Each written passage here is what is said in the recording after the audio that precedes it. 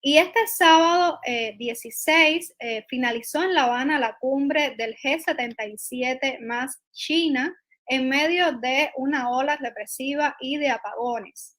Eh, Justamente a la jornada siguiente, Díaz-Canel, el presidente de un estado considerado por Estados Unidos como patrocinador del terrorismo y quien hicieron llamado al combate el 11 de julio del año 2021 en contra de los manifestantes, llegó a Nueva York para participar en la 78 Asamblea General de Naciones Unidas.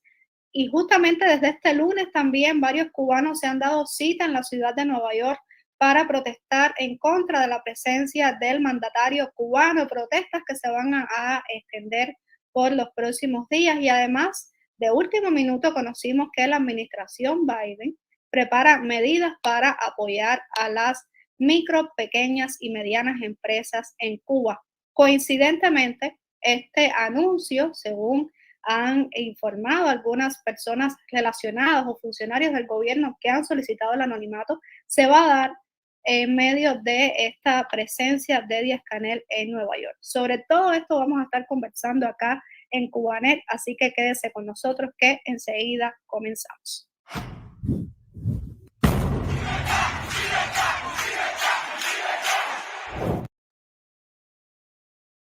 Para analizar todos estos temas que ya les anunciábamos, tenemos acá nuevamente en Cubanet al analista político Julio Schilling. Bienvenido, Julio. Gracias por aceptar esta invitación nuevamente acá en Cubanet. Saludos, Camila. Un placer acompañarlo siempre. Bueno, Julio, con su permiso, yo voy a hacer un breve resumen de lo que aconteció en estos días en la cumbre para las personas que no estén muy actualizadas sobre lo que sucedió. Se trata de la cumbre del G77 más China, que tuvo lugar en La Habana entre el 14 y el 16 de septiembre. Ya decíamos, en medio de apagones de electricidad, de represión. De hecho, fueron varios los periodistas independientes que denunciaron hostigamiento a la seguridad del Estado cubano, y hasta este minuto permanece uno de esos periodistas todavía secuestrado. Se trata de Henry Constantin, director del medio La Hora de Cuba, de Camagüey. A esta cumbre asistieron representantes de unos 134 países. Estamos hablando de una gran representación diplomática de funcionarios, de gobernantes, incluso de de alrededor del 70% del total de países en el mundo. Entre los asistentes, bueno, vimos que estuvieron los gobernantes de Brasil, Venezuela, Argentina, Colombia, Bolivia, Honduras, Mozambique, Laos y Sudáfrica. Y también vimos que participó el secretario general de Naciones Unidas, Antonio Guterres, quien pronunció un discurso en la sesión inaugural y que incluso fue recibido por Raúl Castro.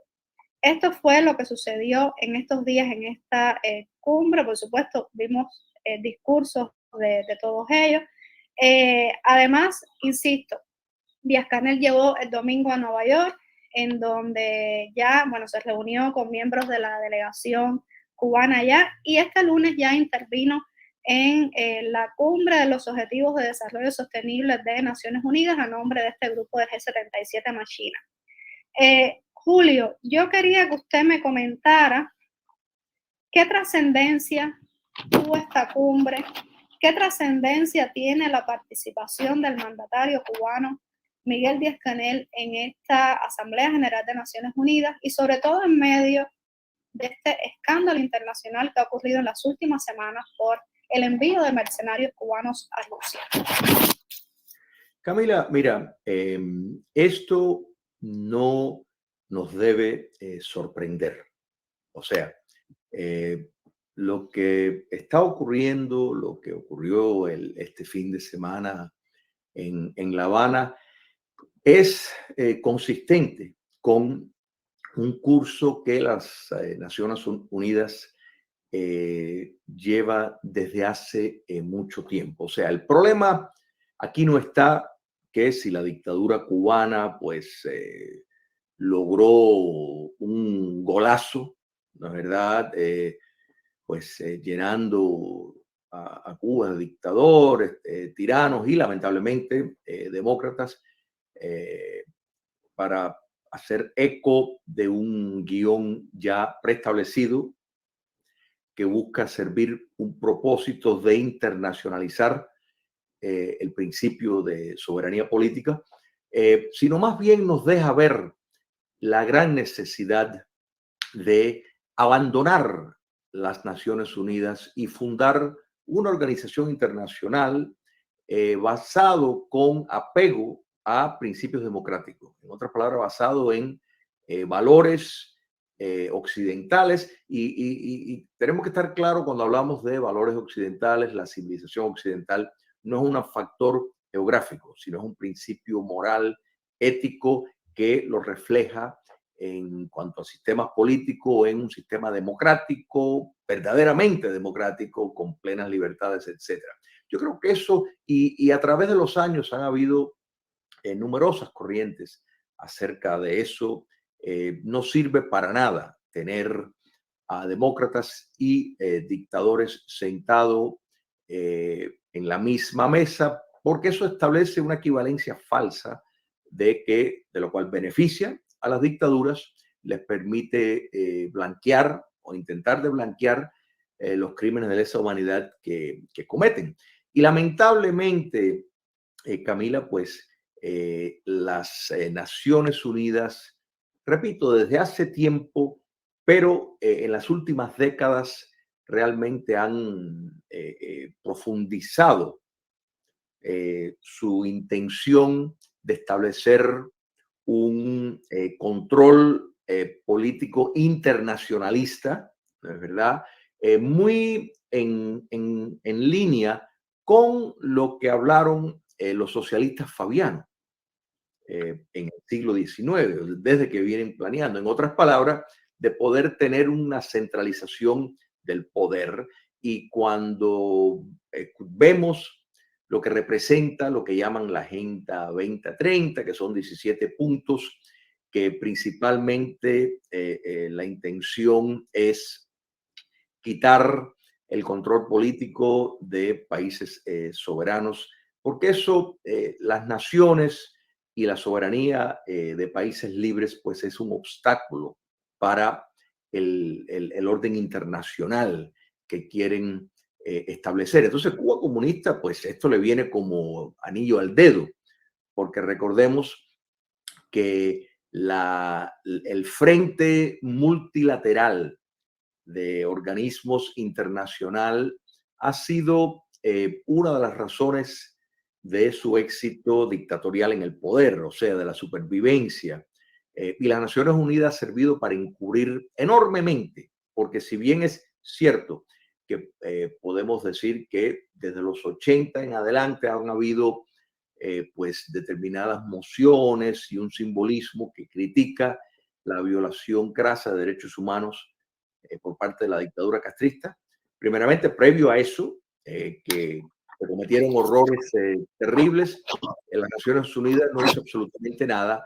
¿Y qué sentido tiene? ¿Qué sentido tiene condenar por violaciones de derechos humanos si vas a enviar un cuerpo de investigación y la dictadura cubana te dice, no, ustedes aquí no van a entrar, y todo queda normal? Si eso ocurre, ¿qué sería lo lógico? Ah, bueno, usted no lo quiere dejar entrar, usted tiene que ser expulsado de aquí. Pero cuando vemos que Cuba comunista, uno de los mayores violadores de los derechos más elementales de la persona, pues componen sus cumbres, o sea, sus citas de derechos humanos, de los consejos de derechos humanos, y puede en medio de la violación renovada de crímenes de lesa humanidad contra cubanos, pues tener el cinismo, el descaro, no solo de la dictadura castrista, porque eso a nadie le tiene que sorprender, sino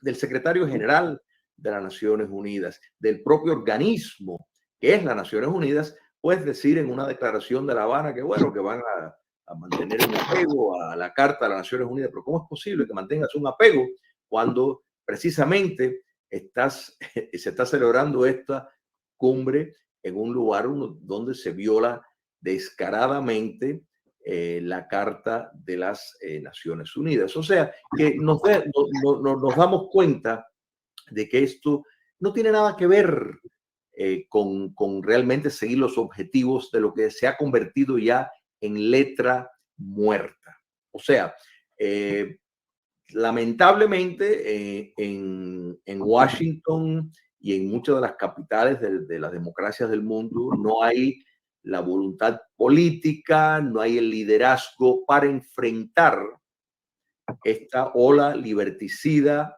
que está en plena complicidad con regímenes como el cubano y de la cual se beneficia enormemente. Y por eso vemos todas estas declaraciones de las Naciones Unidas y tenemos que recordar que la Organización Mundial de la Salud es un brazo de las Naciones Unidas y ha avalado el neoesclavismo, o sea, el arrendamiento de mano esclava cubana en los sectores médicos. O sea, quiere decir que si las Naciones Unidas se ha convertido en un agente de tráfico del esclavismo de mano de obra cubana al resto del mundo, pues no podemos esperar absolutamente nada. Así que yo creo que aquí se ha lacerado mucho más allá de la dignidad cubana, sino realmente los valores elementales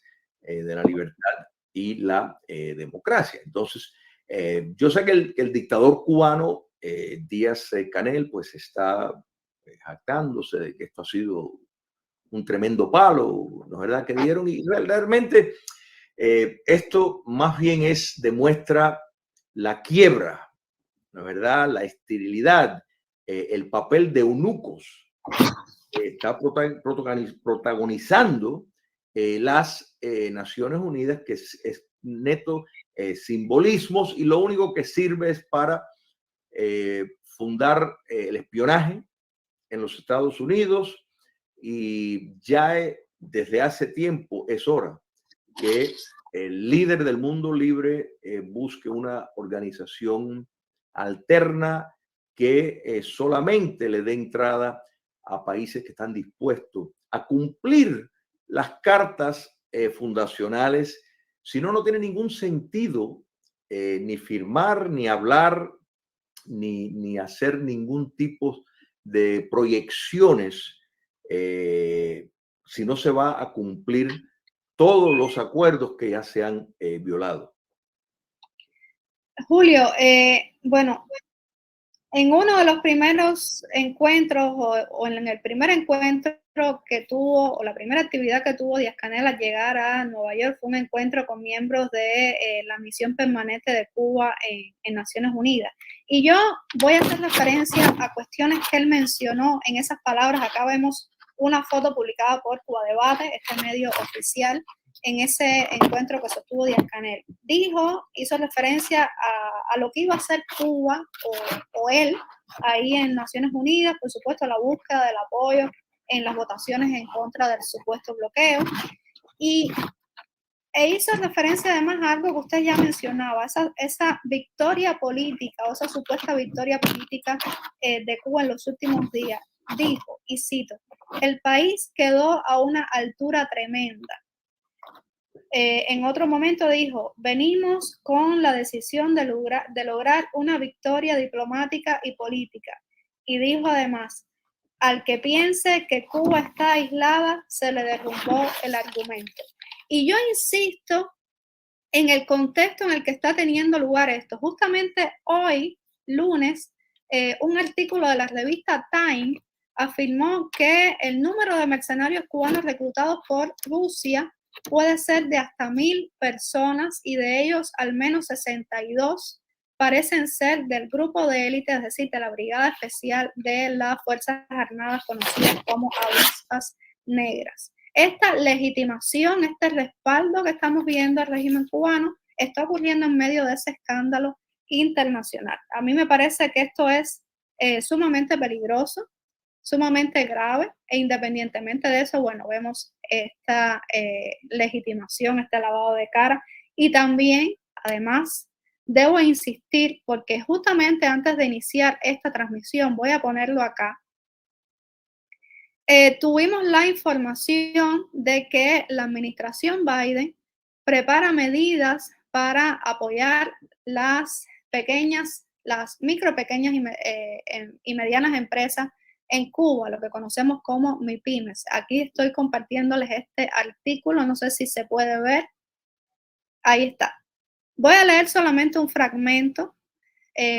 Dice que la administración Biden se dispone a suavizar las restricciones impuestas a Cuba para permitir un mayor apoyo financiero de Estados Unidos a las pequeñas empresas. Una medida limitada para tratar de ayudar a las empresas privadas que luchan por sobrevivir en la deteriorada economía de la isla. Estados Unidos dará a conocer esta semana cambios regulatorios destinados a reforzar al sector empresarial en la isla comunista, según una fuente con conocimiento directo que habló con la condición de no ser identificada. El anuncio podría realizarse justamente esta semana en medio de la visita de Miguel Díaz-Canel a Nueva York con motivo de la Asamblea General de Naciones Unidas.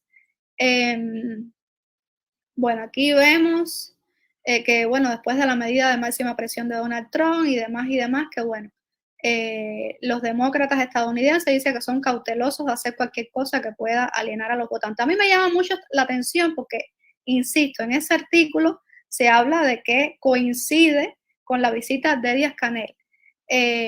Además de que hemos denunciado en espacios de Cubanet, hemos insistido de que en toda esta estrategia de estas reformas económicas o supuestas reformas económicas que algunos llamamos cambios fraude, por supuesto está la mano de la seguridad del Estado.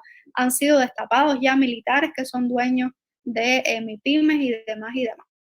¿Cómo usted analiza esta situación? Mira, vamos a empezar por lo del castrismo en Ucrania. Esto, de nuevo, a nadie le puede sorprender. El involucrarse, la injerencia de la dictadura cubana, realmente desde que asaltaron el poder, pues ha sido el caso. Y no solo, como muchos atribuían, bueno, esto era por adhesión ideológica para promover el marxismo-leninismo. Bueno, eso era una parte. La otra parte es que necesitaban ganar favores de jugadores potentes como la Unión Soviética, como China, como ahora Rusia. Entonces Cuba comunista siempre ha estado dispuesto a entregar al cubano como carne de cañón para ellos tener un escaño de importancia en la escena internacional. O sea, es una forma de buscar intimidar a los Estados Unidos, es una forma de buscar favores cuando están en aprietos, de modo de que esto era consistente. Lo que sí estamos viendo, yo creo que esto es importante ver, que muchos hemos señalado de que la Rusia de Putin, es parte de este orden internacionalista, globalista, si se prefiere usar ese nombre, porque que simplemente hubo un inconveniente con la imprudencia, digo imprudencia en el sentido de cómo lo están interpretando los arquitectos que buscan internacionalizar el control político, y Rusia era una parte de ese esquema. Fíjate si eso es así, que Europa básicamente desmanteló su producción energética y se la entregó a Rusia, porque decían que era, bueno, era primero más económico y segundo, querían dejar que los rusos se contaminaran más y no ellos. Entonces, pues ese fue el acuerdo, desmantelaron, anularon la producción de energía nuclear, que es una de las más eficientes para producir electricidad y no tener que depender del petróleo y otros recursos naturales, pero lo hicieron convencidos de que Rusia era un actor que podían confiar, de modo de que la invasión rusa a Ucrania, pues les obligó a ello por otros factores a tomar una partida más activa. Pero estamos viendo, Camila, un protagonismo mucho más visible de esa alianza natural que es el castrocomunismo y sus colonias venezolanas y nicaragüenses. Lo vimos en México, por ejemplo, en el desfile militar, donde en adición a tropas cubanas, nicaragüenses y venezolanas estaban tropas rusas. O sea, Rusia está envuelto en una guerra asesina, pero tiene tiempo para mandar tropas a desfilar en una marcha, un desfile oficial en México, porque López Obrador es parte de esa conexión que desde La Habana recibe las instrucciones. A partir del Foro de Sao Paulo, Cuba, como hemos hablado en otro momento, se ha convertido en el nuevo director de orquesta del despotismo socialista en el continente. No solo partidos, regímenes, sino también movimientos a través de todo el hemisferio occidental. Entonces, esa visibilización, ya ese al descubierto de Rusia, es parte de ya una exigencia del dictador Putin por todos los favores que le hace la dictadura cubana, como permitirles que utilicen sus bancos para lavar el dinero del narcotráfico, permitirles que usen sus bancos para esquivar las sanciones. Me refiero a los bancos rusos, principalmente en Europa, que pese a que ahora están más fiscalizados y, como hemos hablado en otras ocasiones, eso explica la severidad y el aumento de la crisis con los apagones y todo a raíz de la invasión inmoral a Ucrania. Entonces, Rusia está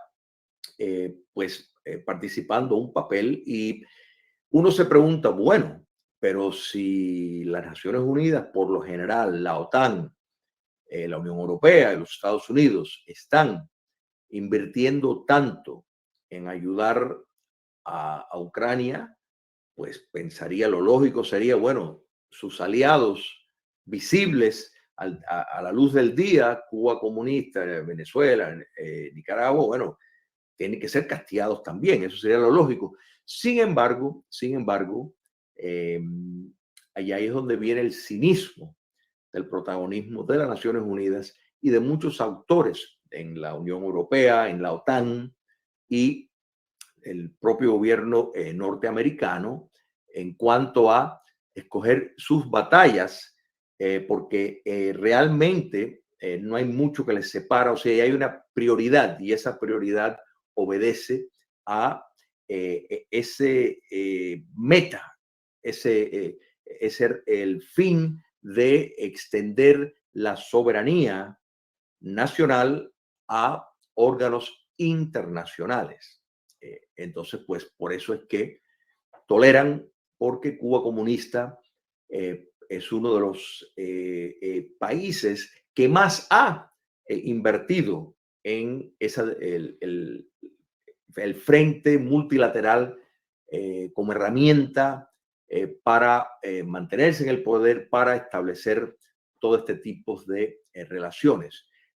Las líneas de créditos y la noticia, y es muy importante, me alegro que lo traigas a colación, porque esto nos ayuda a entender y después al final voy a dar una nota optimista, porque sé que tienes una gran audiencia en Cuba y realmente tú estás en Cuba y todo esto pues es sumamente pesimista, pero hay un optimismo detrás de esto que después voy a finalizar con eso.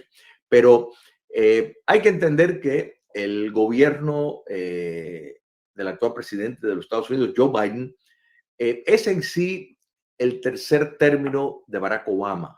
Eso no es sorpresa de nadie. O sea, Joe Biden es el Díaz-Canel norteamericano.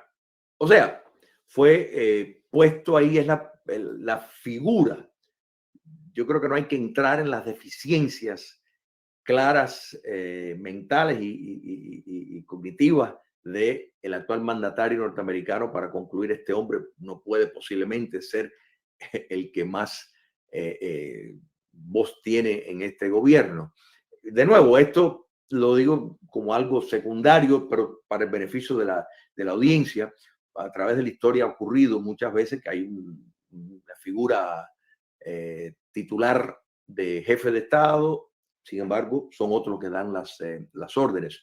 Entonces, la elección de Donald Trump frustró el acercamiento entre los Estados Unidos y Cuba comunista que había iniciado Obama con el pacto Castro-Obama.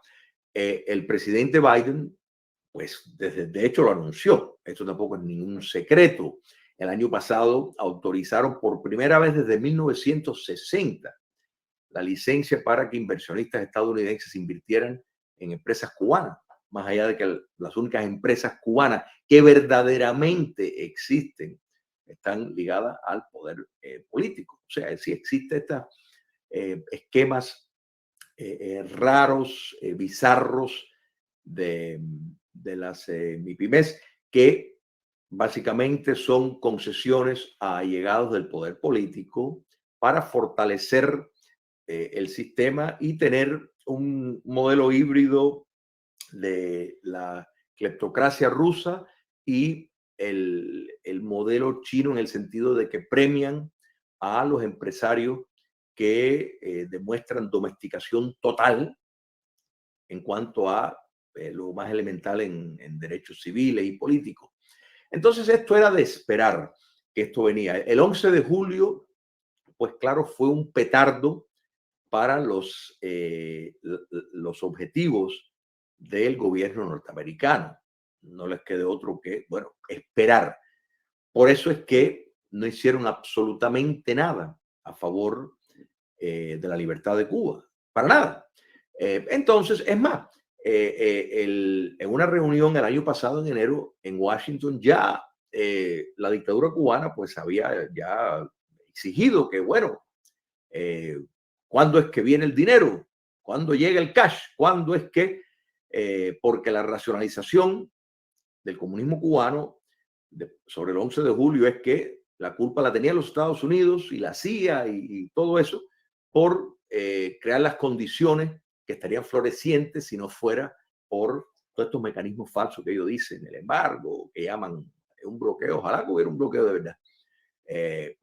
Y de modo de que todas estas excusas, más allá de lo evidente de que el pueblo cubano pues pedía libertad, abajo el comunismo, pues, reclamando sus derechos naturales, exigiendo un cambio sistémico, pues ellos insistían en que no, que todas esas grabaciones, todos esos videos, pues no, eso no es lo que estaban diciendo de verdad, que lo que querían decir es que querían más pollo, querían vacunas, querían mejores materiales y que estaban deprivados de eso porque los Estados Unidos no acababan de mandar el crédito para poder entonces ellos realmente florecer con un tipo corporativismo fascista como tiene China, como tiene Rusia. Eso es lo que se trata.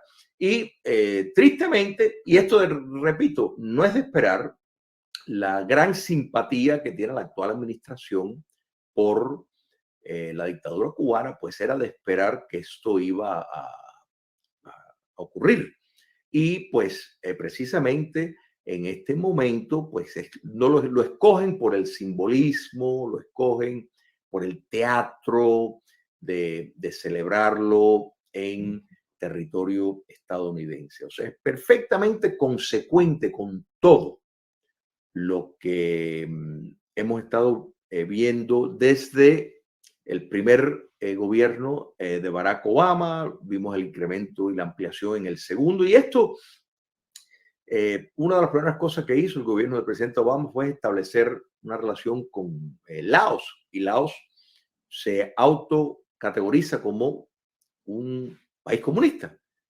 Y el gobierno de Obama pues dijo que no, que ellos no eran comunistas. Y esto lo dijo para que Laos pudiera acceder a créditos subsidiados por el contribuyente norteamericano. O sea, ahí vemos el extremo y queda para otro programa Sí. realmente analizar la presidencia de Barack Obama, porque realmente tiene un trasfondo con un gran apego al socialismo fabiano, y que el socialismo fabiano, recordemos, la gran discrepancia con el marxismo era en la metodología, pero no en los factores que impulsó al marxismo. O sea, el marxismo tal vez intelectualmente está mucho más preparado que el socialismo fabiano, pero los socialismos fabianos no perdieron tiempo, entendieron que la práctica era lo importante, y Marx al final pues siempre dijo que la práctica tenía primacía sobre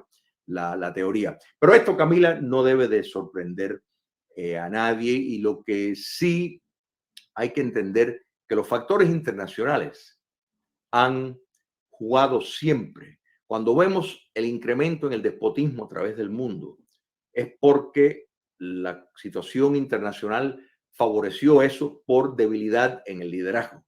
La Segunda Guerra Mundial probablemente se podría haber evitado si hubiera habido una voluntad política de parte del mundo libre. Sin embargo, no lo hizo. La guerra de Ucrania se podía haber evitado si hubiera habido la voluntad política. Te voy a dar un ejemplo. Si los Estados Unidos hubiera enviado soldados y hubieran entrenado en conjunto con el ejército ucraniano, cuando veían que las tropas rusas se estaban acercando, Putin no hubiera invadido.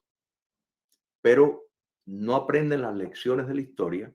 Entonces, el optimismo está de que... Justamente le iba a preguntar lo que decía antes. ¿Cuál es la visión optimista de todo esto?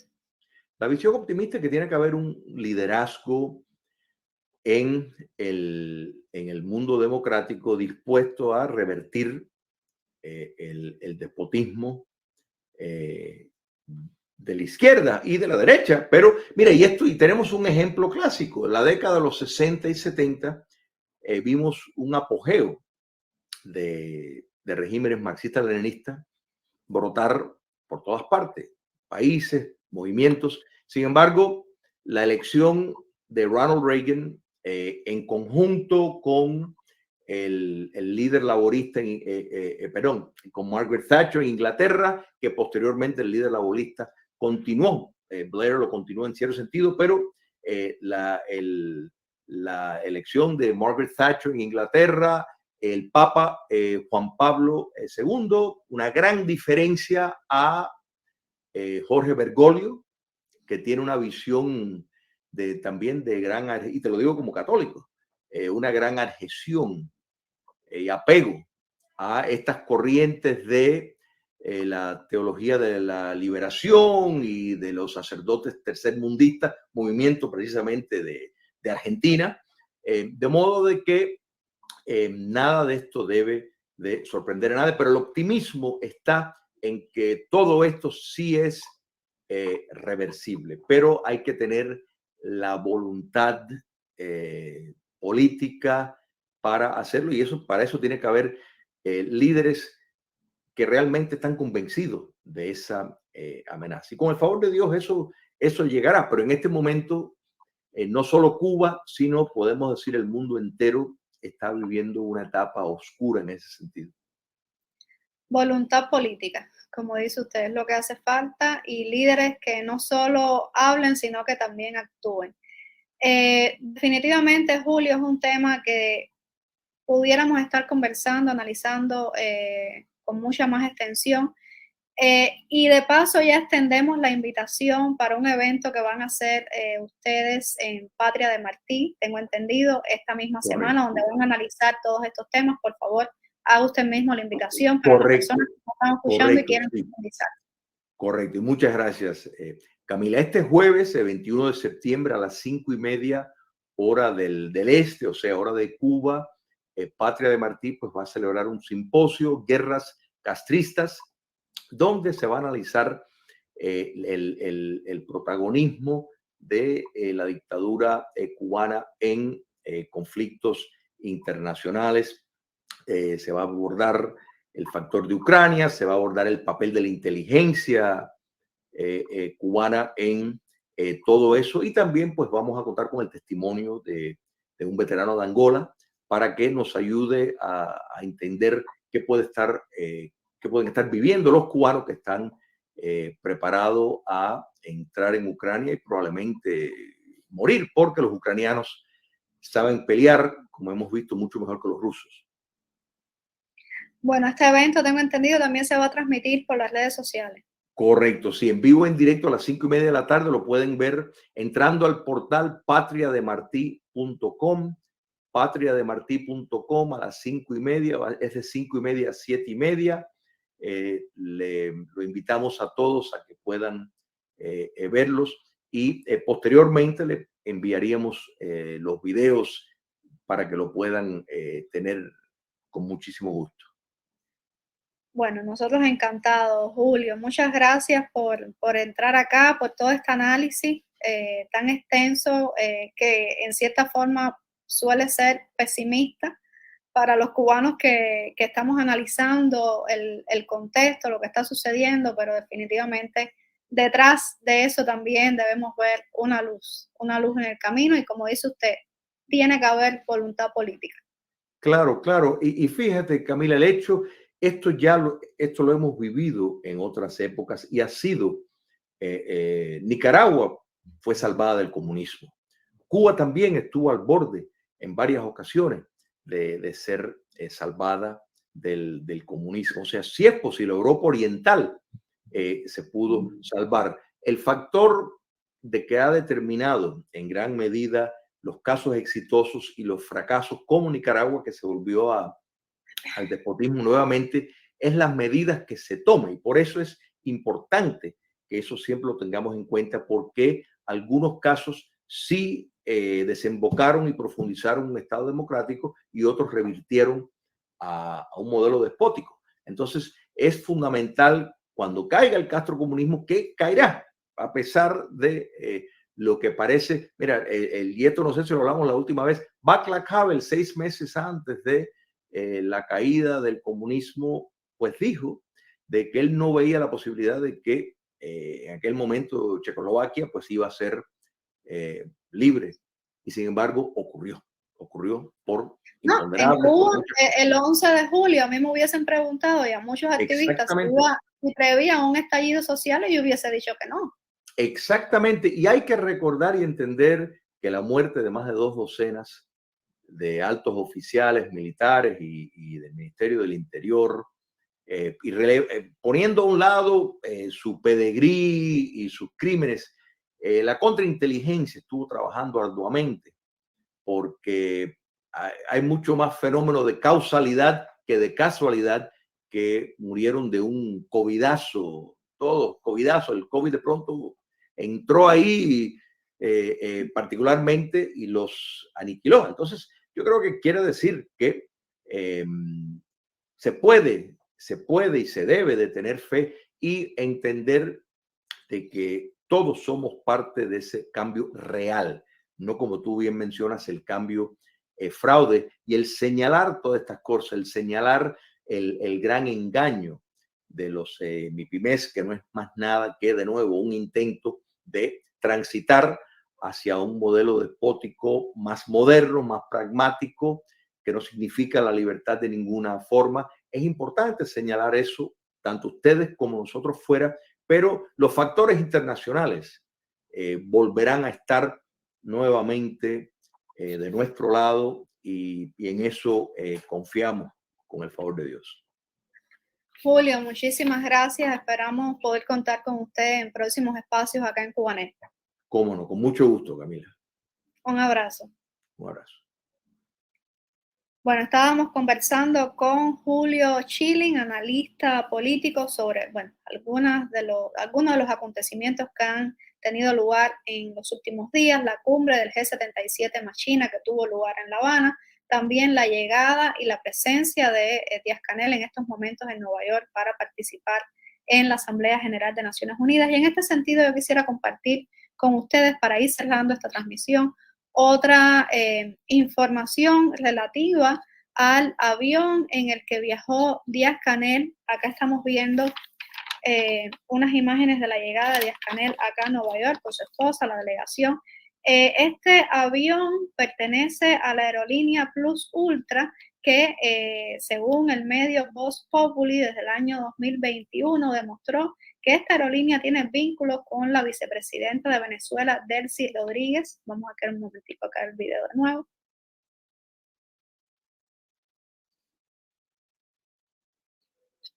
Con la vicepresidenta de Venezuela, Delcy Rodríguez, y la esposa de Maduro, Cilia Flores. Este fue el avión en el que se trasladó Díaz-Canel a Nueva York. Acá lo vemos, el recibimiento también que tuvo lugar.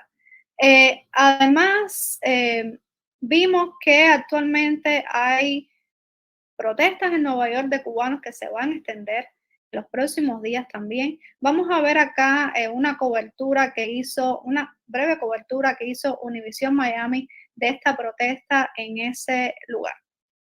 Aquí tenemos a un grupo de cubanos exiliados, Anameli Ramos, la joven a quien Cuba le prohibió la entrada a su casa, a su tierra, de donde había salido sencillamente temporalmente, jóvenes miembros de un grupo que realizan un podcast diariamente, a veces semanalmente, donde se pone de manifiesto que no solamente las personas que llegaron a Estados Unidos hace más de 50, 60 años están luchando por la libertad de su patria, sino aquí vemos una generación completamente renovada, una generación de jóvenes que durante los últimos años, la última década, ha luchado en la para, junto a Luis Manuel Otero Alcántara, también Michael Castillo Osorbo, entre otros, y un día llegó al aeropuerto internacional de Miami y no la dejaron abordar un avión de regreso a su casa.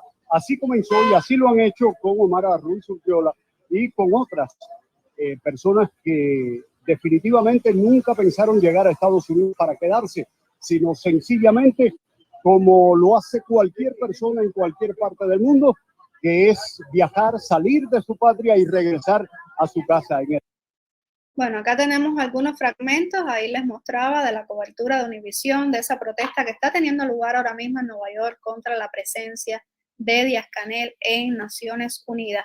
Antes de iniciar esta transmisión, yo logré contactar con una de las activistas que está allá, Iskra Pérez Salcedo, y decía que no les habían permitido acercarse a la sede de Naciones Unidas. Esto suele ocurrir. Incluso narró que ellos vieron cómo Díaz-Canel lo sacaron de ese edificio de la sede de Naciones Unidas en una ambulancia, decía, para despistar a las personas que pudieran estar esperando, pudieran agredirlo quizás, de que estaban a las afueras de ese lugar protestando. Ya vimos una protesta pacífica.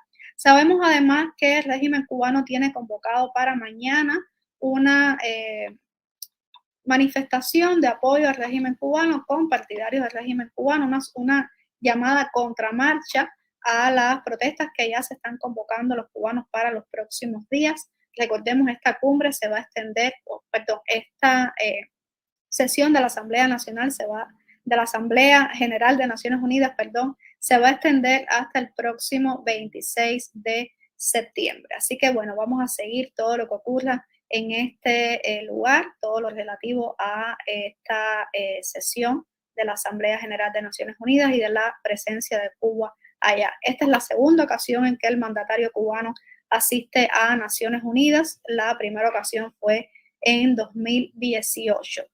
Y yo me despido recordándoles además, porque iniciamos esta transmisión comentando de la represión, de la ola represiva en medio de la cumbre del G77 más China, que tuvo lugar entre el 14 y 16 de septiembre, la pasada semana, en La Habana, donde fueron hostigados varios periodistas independientes, y uno de ellos es el director de La Hora de Cuba, Henry Constantin, quien hasta este minuto se mantiene, según ha publicado el medio del que es su director, La Hora de Cuba, se mantiene secuestrado.